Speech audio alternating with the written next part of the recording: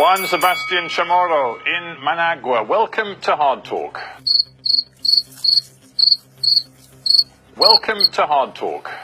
Thank you very much, Tim, for having me on your program. It looks as though those protests have run out of steam. Would you agree? I would not agree. I think this is a process that is going to take time.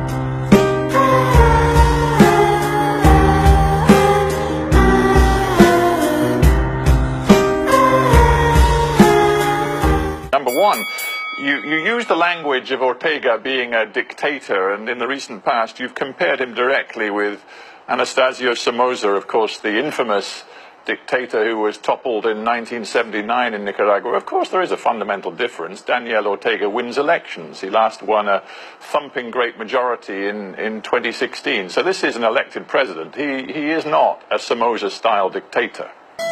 Well, that is true if you believe that the electoral results were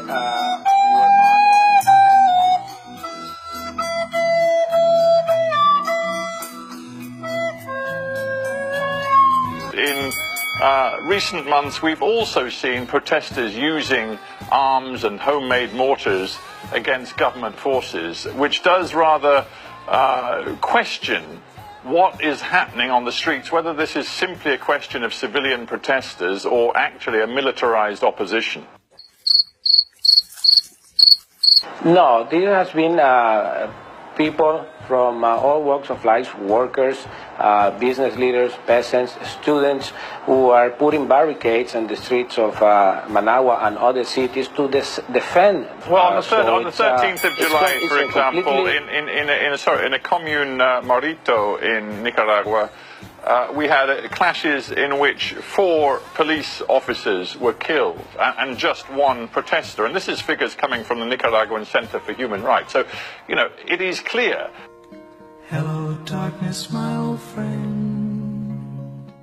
You know, you're an established economist. You're a leader of the Civic Alliance.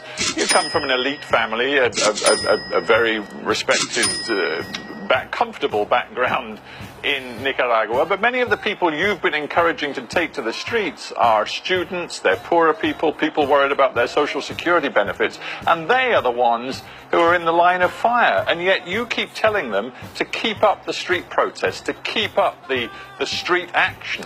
Do you think that is really a responsible position for you to take, given what is happening on the streets?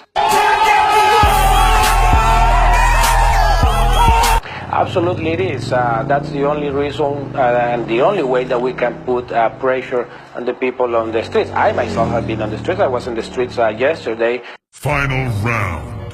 Fight. Well, you keep saying the Nicaraguan people as though they're united behind your demands, but of course they're not. You know, we all see the demonstrations mounted by the Sandinistas, the tens of thousands of people waving the Sandinista flags, talking about the achievements of Ortega. After all, you've had 4% annual economic growth for several years. You have actually the least crime-ridden, the most stable society in Central America. Compared with some of your neighbors, Nicaragua has been a relative success in recent years, and Daniel Ortega has made a point of working with the business community.